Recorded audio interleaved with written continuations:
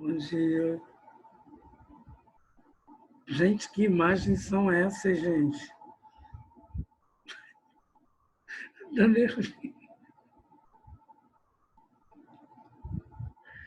Bom dia. Meu Deus do céu. Sei lá, tem alguém aí, Felipe, com Dona Hermínia.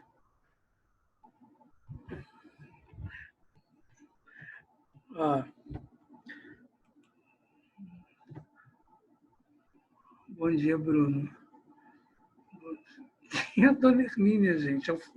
É o Fernando Beiramar?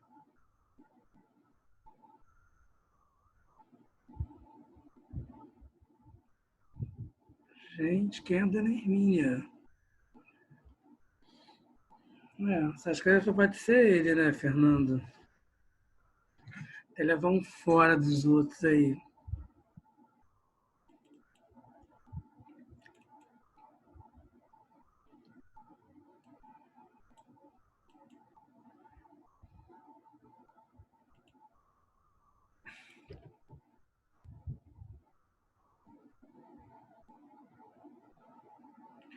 Gente, vocês estão vendo a tela aí, o compartilhamento?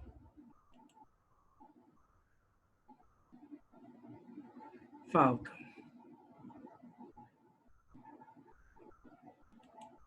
Estão vendo simbolismo, né? Ok. Então vamos falar um pouquinho de simbolismo aí, né, turma?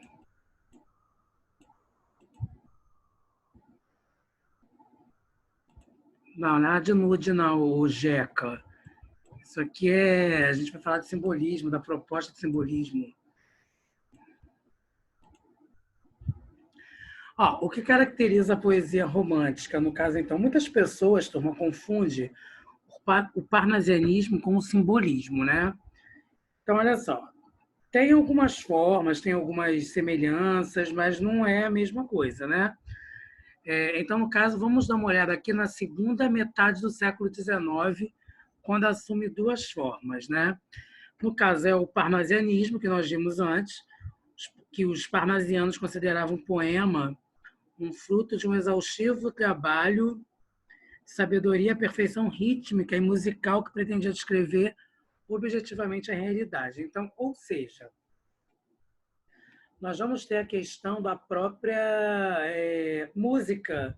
Por quê? Porque os parnasianos eles eram perfeitos quanto à questão da métrica, quanto à questão do ritmo.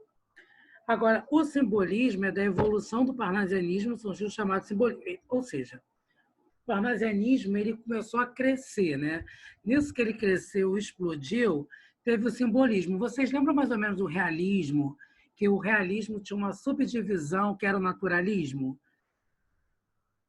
Mesma coisa vai ser o parnasianismo e o simbolismo. É como se fosse uma subdivisão. O chamado simbolismo queria fugir da rigidez estética parnasiana em direção à poesia mais livre nos temas e na forma.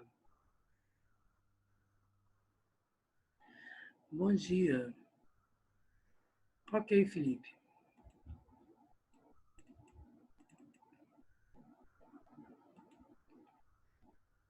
Então, olha só, gente. Qual era o objetivo do próprio simbolismo, né? Era ter como base a sugestão, a criação de imagens fluídas e a apresentação subjetiva da realidade, expressa pelo uso de sinestesias e metáforas sutis. Turma, vocês lembram mais ou menos? Metáfora, eu acredito que vocês lembrem o que é. Agora, vocês lembram o que é sinestesia? Vocês lembram que figura de linguagem é essa? Sinestesia?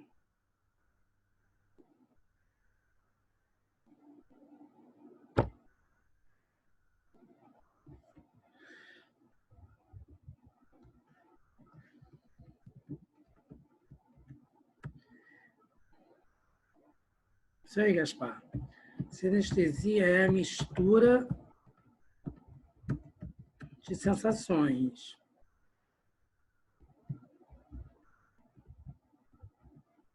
No caso, gente, são os órgãos do sentido.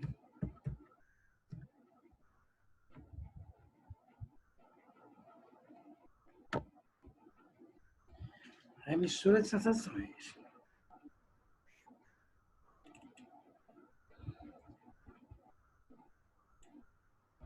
Ó, vamos ver alguns dos ícones simbolistas, né?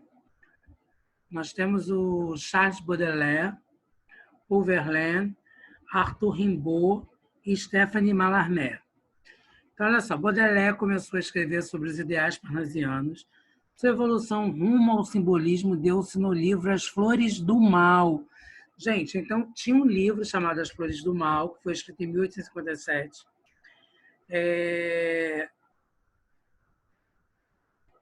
Que era um livro voltado para a poesia. O próprio Renato Russo, né, em tempos mais atuais, vamos dizer assim, ele escreveu uma música falando sobre as flores do mal também, fazendo intertextualidade ao livro do Baudelaire. Ó. Seu trabalho foi tão importante que todos os poetas posteriores declararam-se, de alguma forma, devedores à sua poesia. Baudelaire inventou a poesia da cidade, com massas anônimas, prazeres proibidos, misérias. Entre seus temas estão a beleza, a mulher, a boemia, a embriaguez, a morte e o tédio. Turma, eu gostaria que vocês ouvissem uma canção aqui rapidinho, tá? Antes de eu começar aqui.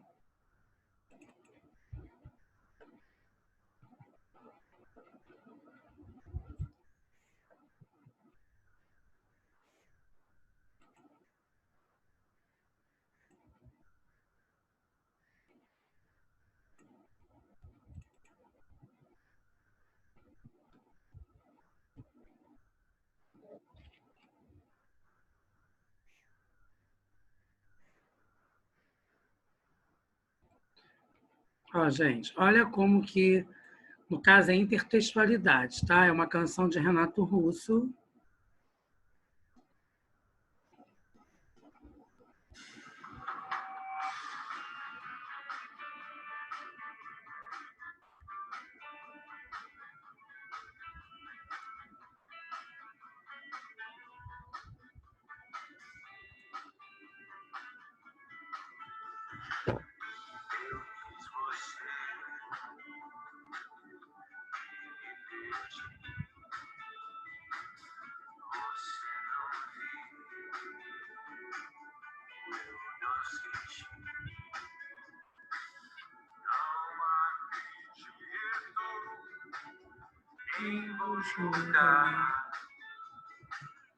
Você sorriu, ficou e quis me provocar. Quis dar uma volta.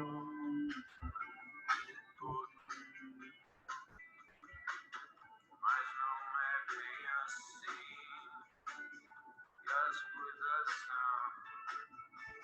são. Manu, muito. Essa música ele já estava no estado terminal da morte. Né? A AIDS já estava completamente tomando o corpo de Renato.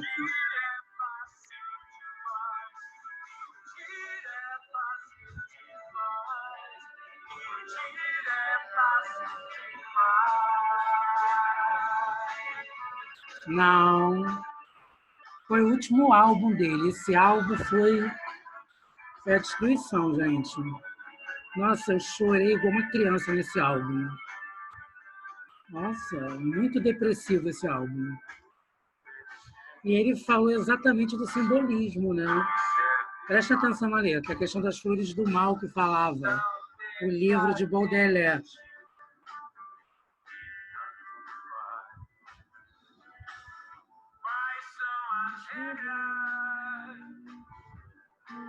Ficou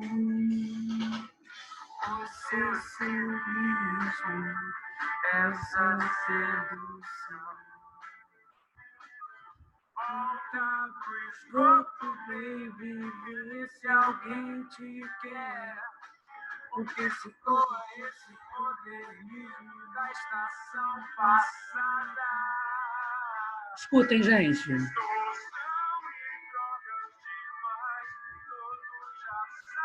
A boemia, ó.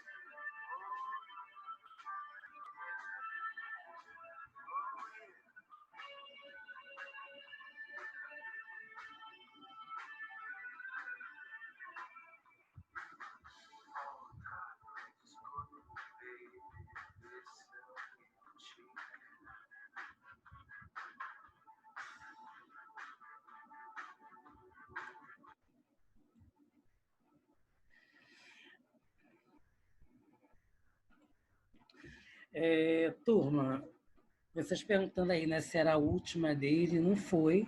Foi o último CD dele. E ele já estava, como eu falei, numa situação muito complicada. E ele fez uma ponte, porque, exemplo, no simbolismo, o Charles Baudelaire ele escreveu o livro chamado As Flores do Mal. E Renato Russo, no seu grau máximo de inteligência, fez uma intertextualidade falando sobre temas voltados para a própria Flores do Mal, que era a obra-prima de Baudelaire no simbolismo.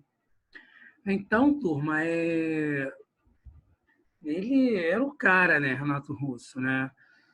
A minha formação toda, gente, eu devo a esse cara, né, esse grande homem, que é o Renato Russo. Eu sempre ouvi isso a minha vida toda. E quando eu falei assim, caramba, eu vou falar de simbolismo hoje com o terceiro ano, eu não poderia, eu sempre coloco uma música, né, para a gente poder refletir sobre, eu não podia deixar de não falar de Renato Russo. Não tem como não falar dele no simbolismo, pela questão da intertextualidade à obra poética de Baudelaire. E vocês veem, gente, como fala no próprio livro, né, que fala sobre a questão nas Flores do Mal, que ele está falando dos prazeres proibidos, que ele fala daquela poesia da cidade, que ele fala da mulher, embora nós saibamos que Renato Russo era homossexual, ele vai falar da questão da mulher, da mulher que a mulher que o mundo se apaixona, né? Da própria questão das massas, da miséria, a embriaguez, gente, quando ele fala assim, as drogas, a morte e o tédio, ele não aguentava mais. Tem uma, gente, que ele fala assim, e essa febre que não... que ele fala que a febre não passa, e essa febre que não passa, o meu sorriso quase sem graça, sabe? É doideira. Tem uma música dele chamada Dado Viciado, que ele fala assim, ó, dado, dado, dado, que fizeram com você. Dado, dado. Ele já estava desacreditado, gente. Ele não estava mais acreditando na vida, né? Quando eu ouvi esse som de Renato Russo, esse CD, nossa, eu morri, assim, eu morri 10 anos com ele, sabe? Foi uma coisa muito forte, assim. E eu sou fã do Renato Russo assim, na esfera máxima, no grau máximo, né? E eu fiquei mal. Gente, ele morreu em 96. Vocês são de quê? Vocês são de 2002, 2003, né? Nossa, vocês nasceram 8 anos depois da morte dele, mais ou menos.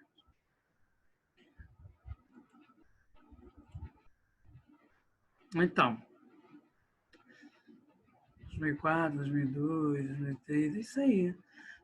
Ele é completo, né, gente? Renato Russo é completo, é o bicho, né?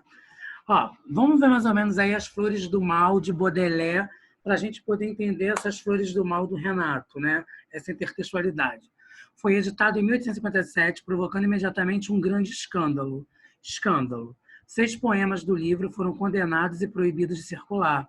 Os editores Paulé Melacis et Bruce tinham no armazém 200 exemplares e, quando da condenação e para não destruírem os livros, limitaram-se a retirar as páginas dos poemas proibidos.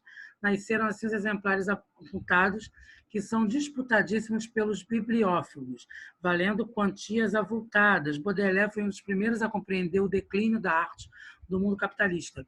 O artista moderno nasce ao cair das alturas, exilado no meio da multidão. Fabrica flores do mal. Toda a sua força vem justamente dessa negatividade. Gente, nós não estamos mais. Vocês lembram do romantismo? Claro que vocês lembram.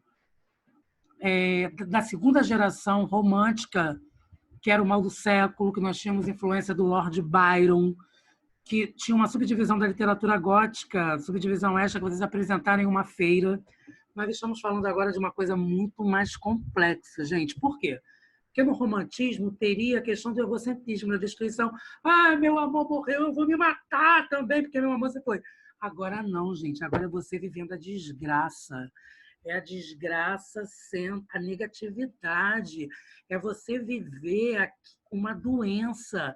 Gente, esses dias eu li um artigo que falava da Covid, que eu fiquei assim, eu fiquei louco com aquilo, eu fiquei louco na questão que mexeu com a minha emoção. Um rapaz falou assim, que tinha uma senhora que estava do lado dele no leito e que ela estava ligando para a família dizendo que ela sabia que ia morrer e que é muito angustiante, ao mesmo tempo agoniante, você saber que você vai morrer. E ao lado tinha um senhor não, um homem, e esse homem estava dando força para ela, liga para a família, liga para a família. Só que esse homem, gente, depois de 2 horas ele faleceu. Então, da própria Covid. Então, é você estar ali numa situação que você sabe que não vai ter controle, que você sabe que você vai morrer. E o Renato Russo ele já estava com aquela febre da AIDS, ele sendo soropositivo, a febre que não largava mais ele. E a única certeza que ele tinha é que ele ia morrer um dia. Calma aí, deixa eu ouvir o que vocês estão falando aqui. Súbito, possivelmente infectada assintomática, não transmitir, tirar a doença.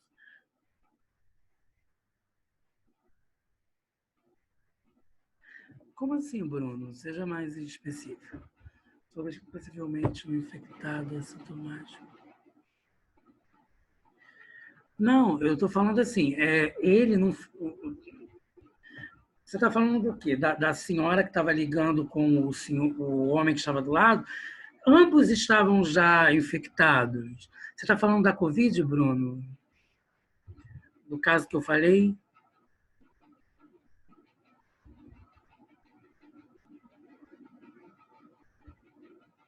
Ah, sim, filho, claro. Ok. É porque ele também já estava numa situação que eu não sei se agravou, Bruno, porque também eu não sou um entendedor, né? Mas eu sei que eu li algo assim, que ela estava má, ela estava prestes a ser entubada e que algo agravou e o homem em 2 horas faleceu. Isso foi o que eu li. Eu não sei a veracidade, né, Bruno, disso, mas foi o que foi dito, estava escrito. Ó, vamos voltar aqui ao Baudelaire, né? As Flores do Mal não contêm poemas, nem lendas, nem nada que tenha que ver com uma forma narrativa. Não há nelas nenhum discurso filosófico, a política está ausente por completo, as descrições escassas são sempre densas de significados. Opa!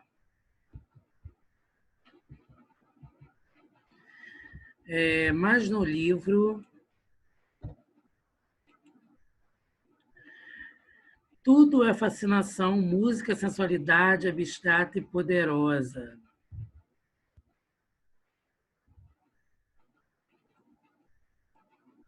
Os simbolistas procuraram resgatar a relação do homem com o sagrado. Olha só, turma. Lembra que no parnasianismo nós estávamos falando da mitologia grega? Com a liturgia. A impressão que nós temos é que nas escolas literárias era sempre uma coisa de eu não vou falar de religião. Aí a próxima escola literária vai falar de religião. Se daria uma integração da poesia com a vida cósmica, como se ela, a poesia, fosse uma religião. Olha isso, turma. A poesia é uma religião. Sua forma de tratar a realidade é radicalmente diferente da dos realistas. Não aceitam a separação entre sujeito e objeto ou entre objetivo e subjetivo. Partem do princípio de que é impossível um retrato fiel do objeto. Então, olha só. O simbolismo é como se fosse uma mistura do próprio romantismo com o realismo. O papel do artista, no caso, seria o de sugeri-lo por meio de tentativas sem querer esgotá-lo.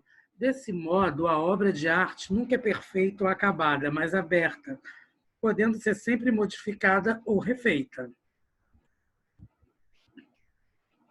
Olha só, gente. Vamos falar da Belle Époque. O simbolismo com as propostas de inovação, oposição e pesquisa trazidas pela geração de Verlaine, Rimbaud e Mallarmé não sobrevive muito.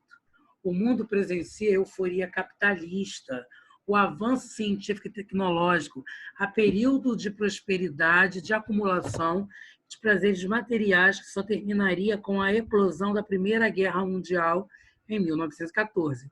Nesse contexto, o simbolismo desaparece, mas deixa ao mundo um alerta sobre o mal-estar trazido pela civilização moderna industrializada. O que esse modernismo está trazendo para mim, turma? O que esse mundo industrializado está trazendo de mal para mim? Simbolismo no Brasil. Ao contrário do que aconteceu na Europa, onde o simbolismo se sobrepôs ao parnasianismo, no Brasil o simbolismo foi quase inteiramente abafado pelo movimento parnasiano. Então, olha só. Nós estamos falando do parnasianismo de Olavo Bilac. Na Europa, realmente teve o parnasianismo e teve o simbolismo. Mas aqui no Brasil, quando o simbolismo chegou, ele passou despercebido. Porque o próprio parnasianismo estava no auge. Então, o parnasianismo abafou o simbolismo, que gozou de amplo prestígio entre as camadas cultas até as primeiras décadas do século XX. Gente, no realismo e no naturalismo, nós falamos muito da questão das classes desfavorecidas, nós falamos até mesmo do cortiço, da casa de pensão. Depois veio o parnasianismo, que era uma cultura mais erudita, que falava de mitologia.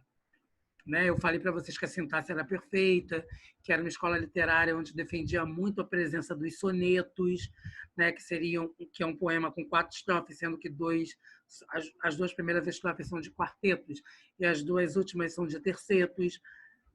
Então, o simbolismo ele era voltado mais para uma cultura erudita, né? Era uma das classes privilegiadas. Apesar disso, a produção simbolista deixou contribuições significativas, preparando o terreno para as grandes inovações que iriam ocorrer no século XX, no domínio da poesia. As primeiras manifestações simbolistas já eram sentidas desde o final da década de 80, no século XIX.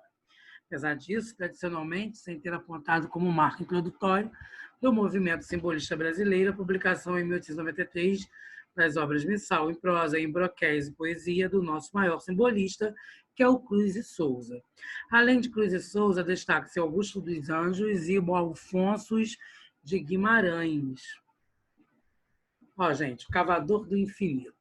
Ele sempre foi alvo do preconceito racial, Cruz e Souza. Na juventude, teve uma grande decepção amorosa ao apaixonar-se por uma artista branca. Acabou casando com Gravita, uma negra que mais tarde ficaria louca. De 4 filhos que o casal teve, apenas 2 sobreviveram. Cruz de Souza morreu com 36 anos, vítima de tuberculose. Suas únicas obras publicadas em vida foram Missal e Broquéis. Gente, sempre assim, né? Os poetas sempre morrem jovens, né? Hoje, Cruz de Souza é considerado o mais importante poeta simbolista brasileiro e um dos maiores poetas nacionais de todos os tempos. Seu valor, contudo, só foi reconhecido póstumamente, está entre os maiores poetas de simbolismo universal. Sua obra apresenta diversidade e riqueza. Gente, foi reconhecido depois de morto, né? Quase todos são assim também, né? Ó, nós falamos aí que o parnasianismo, ele era... O simbolismo era como se fosse uma subdivisão, né? Então, olha só. O Cruz de Souza é um poeta simbolista. Coloque isso na cabeça de vocês. Cruz de Souza é simbolista. Só que ele, olha como que ele vai fazer. Ele vai ter influências do romantismo, ele vai ter influências do parnasianismo e do realismo. Ó, preocupação formal, o verbalismo requintado, a força das imagens. Isso ele vai colocar, ele vai pegar do parnasianismo e vai colocar no estilo simbolista dele. No romantismo, o culto da noite, certo satanismo, pessimismo, morte. Satanismo, gente, na segunda geração. Lembra do Lord Byron? Lembrando com vocês de novo. Segunda geração romântica, literatura gótica. E o realismo, poesia meditativa e filosófica. Que, no caso, o realismo, nós vamos ter a presença das ciências, tanto a filosofia quanto a biologia. Nós vamos ter no realismo. Estão lembrando mais ou menos disso? Estão lembrando mais ou menos disso, turma? O que ele vai fazer, então? Ele vai misturar tudo. Ele vai pegar, o Cruz de Souza vai pegar características românticas, vai pegar características realistas e também vai pegar características parnasianas. E assim fazer o seu próprio estilo.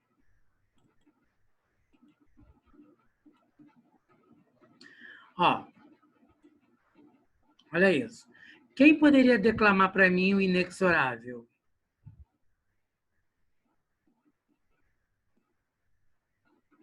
Olha a imagem, gente. Quem poderia?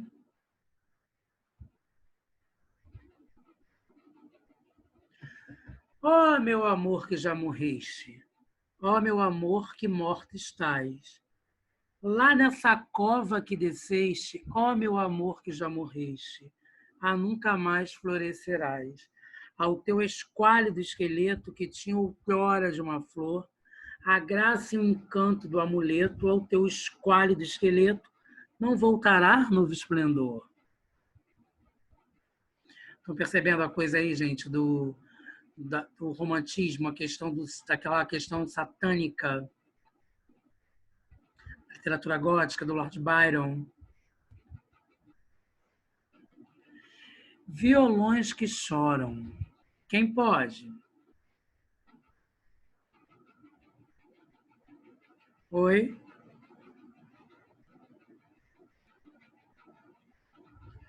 Ah, plangentes violões dormentes mornos, soluços ao luar, choros ao vento, triste perfis, os mais vagos contornos, bocas marmorejantes de lamento, noites de além, remotas que eu recordo, noites de solidão, noites remotas, que nos azuis da fantasia bordo. Vou constelando divisões ignotas, sutis palpitações à luz da lua, anseio dos momentos mais saudosos quando lá choram, na deserta rua, as cordas vivas dos violões chorosos. Quando os sons dos violões vão soluçando, quando os sons dos violões nas cordas gemem e vão dilacerando e deliciando, rasgando as almas que nas sombras tremem. Harmonias que pungem, que laceram, dedos nervosos e ágeis que percorrem, cordas e um mundo de dolências geram, gemidos, prantos que nos espaços morrem. E sons soturnos, suspiradas mágoas, mágoas amargas e melancolias, no sussurro monótono das águas, noturnamente entre remagens frias. Vozes veladas, veludosas vozes, volúpias dos violões, vozes veladas, vagam nos velhos vórtices velozes dos ventos, vivas vãs vulcanizadas. Tudo nas cordas dos violões ecoa e vibra e se contorce no ar. Convulso, tudo na noite, tudo clama e voa. Sob a febril agitação de um pulso, que esses violões nevoentos e tristonhos são ilhas de degredos atroz funéreo, para onde vão fatigados do sonho almas que se abismaram no mistérios. Olha isso, turma.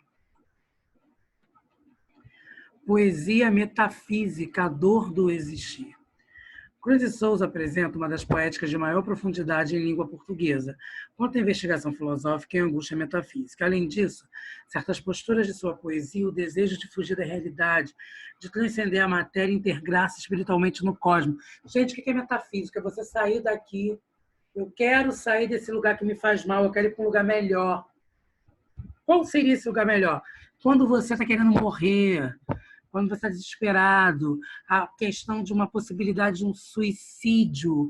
Eu quero sair daqui, que isso não me faz bem. Para onde que eu vou? É o metafísico. Porque lá eu sou melhor, lá eu vou encontrar a minha paz.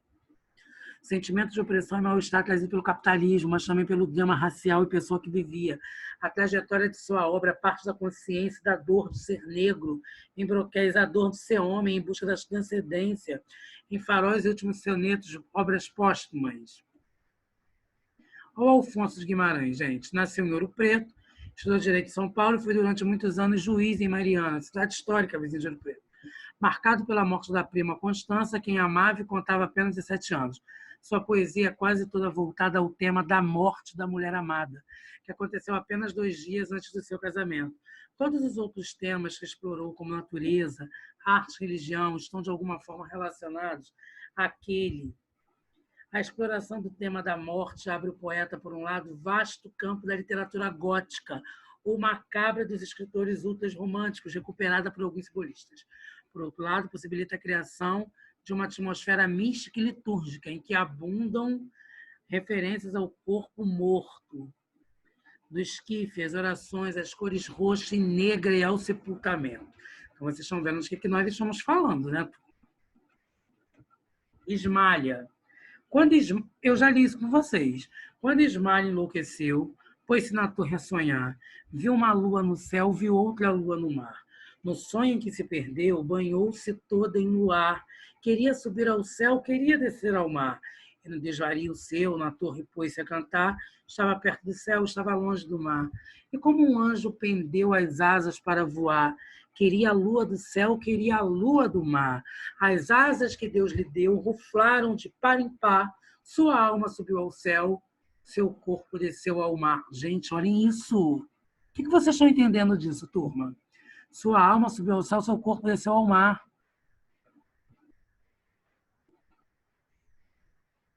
Augusto dos Anjos. Eu cuspo na sua... Nossa! Foi educado nas primeiras letras pelo pai, estudou no Liceu Paraibano, onde viria a ser professor. Precoce poeta brasileiro, compôs os primeiros versos aos 7 anos de idade. Em 1903, ingressou no curso de Direito da Faculdade de Direito de Recife, morreu de pneumonia em Minas Gerais. As fases da produção literária dele. Gente, ó, a obra de Augusto dos Anjos pode ser dividida, não com rigor, em 3 fases. Ó. Ao luar, sua produção mais complexa e madura, Psicologia de um Vencido, Visão de Mundo Peculiar, Saudades e Versos Íntimos, muito influenciada pelo simbolismo e sem a originalidade. Versos íntimos, olha isso, gente. Vês, ninguém assistiu ao formidável enterro da tua última quimera. Somente em gratidão esta pantera foi tua companheira inseparável.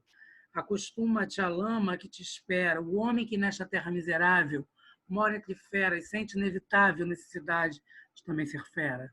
Toma um fósforo, acenda teu cigarro, o beijo amigo. Gente, olhem isso, preste atenção nisso.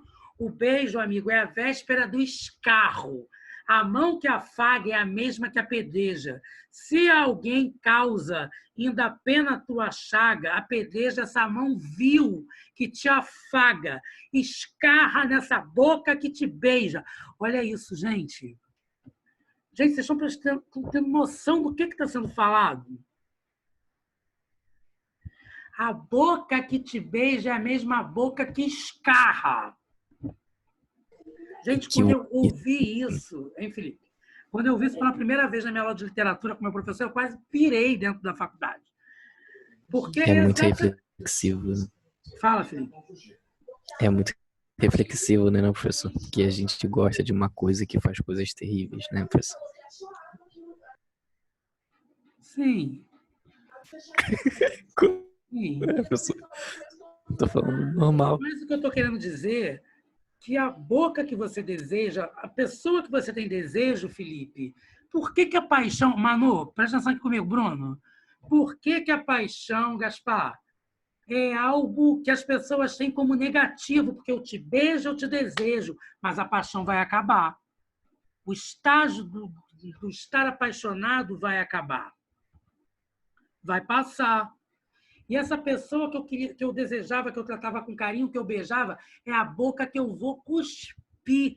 Gente, tem uma parte da Betânia que ela fala assim, e se eu te devoro, é para ao mesmo tempo eu cuspir você, nas suas entranhas eu vou, e daqui a pouco eu cuspo. Gente, é uma coisa louca. A paixão é isso. É Que você nojo. e ao mesmo tempo você querer... Quando acaba, você não quer ver mais aquela pessoa. Fala, Felipe. Que nojo. Sim, filho, é nojento. Psicologia de um vencido.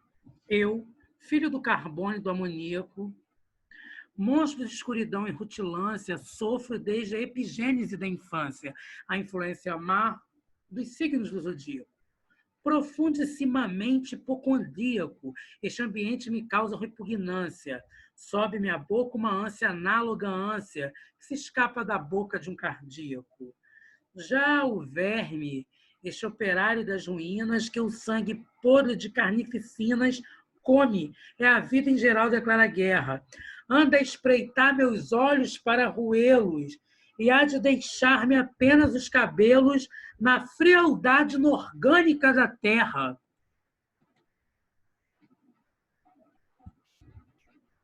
Ao luar. Lembra da noite, gente, do sombrio? Nós estamos falando disso, não é romantismo. Só que nós estamos tendo influência da segunda geração romântica, que é a ultra-romântica literatura gótica. Quando a noite infinita se levanta, a luz do luar pelos caminhos quedos, minha tátil intensidade é tanta que eu sinto a alma do cosmos nos meus dedos. Olha isso, gente, eu não tenho mais vontade de estar aqui. Eu quero ir para um lugar onde eu vou ser feliz. Quebra a custódia de sentidos terdos e a minha mão dona, por fim, de quanta grandeza o orbes triangula em seus segredos. Todas as coisas íntimas suplanta, penetro, agarro, asculto, apreendo, invado, nos paroxismos e perestesia, o infinitésimo indeterminado. Transponho ousadamente o átomo rude e, transmudado em rutilância fria, encho o espaço com a minha plenitude. Sim, é isso. Calma aí, deixa eu ler o Bruno. Sobre possivelmente, não. O amor vive juntamente com isso. Sim, Bruno. Mas às vezes, filho, não tem amor, às vezes tem paixão. Às vezes você tem paixão por alguém. Quando você junta amor e paixão, é maravilhoso, porque você vai ter um equilíbrio, como você e a própria Manu está dizendo. Mas quando é só paixão, Bruno, é precipício, é morte, filho. Paixão é boa, mas só estou apaixonado. Exatamente, Manu, não é. Amar, gente, não... o que eu estou querendo dizer para vocês? Que o amor é transcendental, o amor é divinizado. A paixão é algo mais... A paixão é carnal. A paixão é desestrutura emocional, é desequilíbrio, é desejo. Ai, que saco que ela está acabando. Inferno, eu queria ficar mais. Ó, nós vamos continuar na nossa próxima aula, tá? Pelo menos de 1 minuto. Sim, Bruno, passionalidade. Passionalidade. Turma, é isso, tá? Desculpem minhas loucuras aí, mas é porque a literatura tem o poder de me deixar completamente louco. Ô, gente, até a próxima, né? Fique bem, saudade de vocês. Saudades, saudades. E na próxima a gente continua. Um beijo grande. Ficam com Deus. Amo muito vocês, tá?